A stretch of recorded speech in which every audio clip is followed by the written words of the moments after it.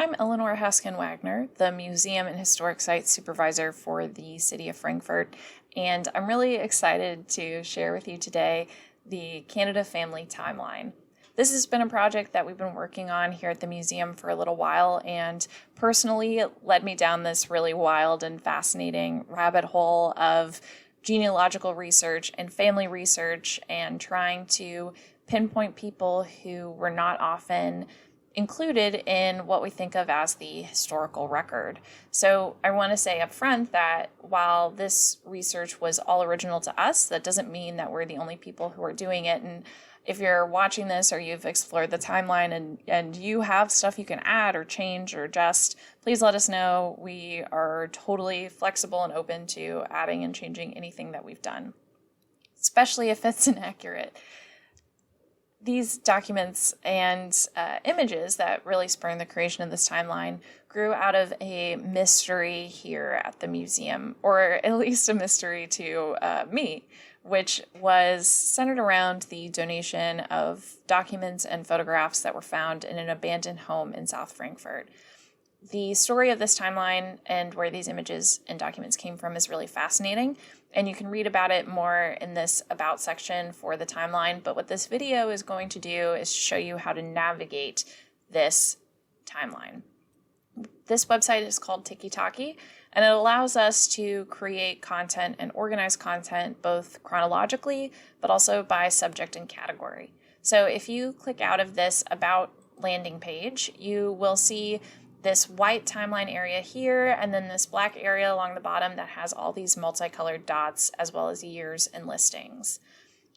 Taking a look at the timeline itself, you can always see the category of the post by this little top colored tab here. Each person in the family has their own tabulation, so they will each have their own category. So for instance, this is Mary Jessie Robinson, but this is John Robert Canada. So you'll see that he's got this green colored tab right here. And if you click on this More button, it will open up some data about the family as well as let you expand any images that we have uploaded with their original captions. So what you will do to navigate this timeline is either, well, there's a few options actually, but you can drag along this white area to move chronologically through time. You can click on any one of the multicolored dots in order to follow and see as you go through, or if you want to jump around and look at different things.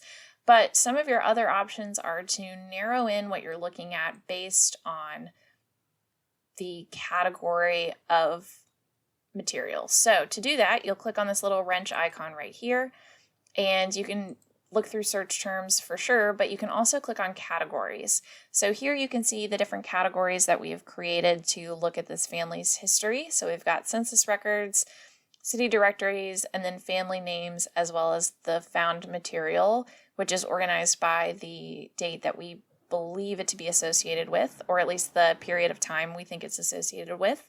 And if you highlight any one of these or you click on any one of these, it will isolate things specifically to that category. Now, each post will have a title that is indicative of the content as well as a general date. So it will always list the year, if not the month, and maybe some other identifying information.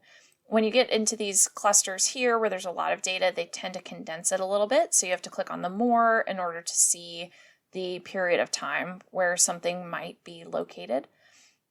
But then you also have different options for view, like that's listed here. So you can either see the category bands, which will isolate each category, or you can look at stories that are colored by the association with the category.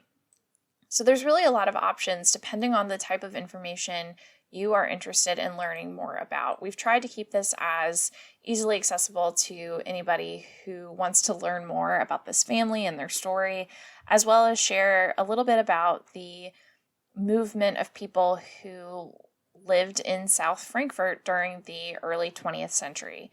So we really hope you enjoy this resource, and if you're interested in this material or any other historical material, we would be happy to share any and all of that with you.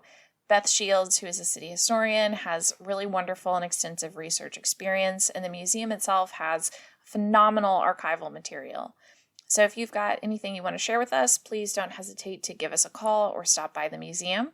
We're open Monday through Saturday from 10 to 4, and we always have free admission, but you are welcome to give us a call at 502-696-0607.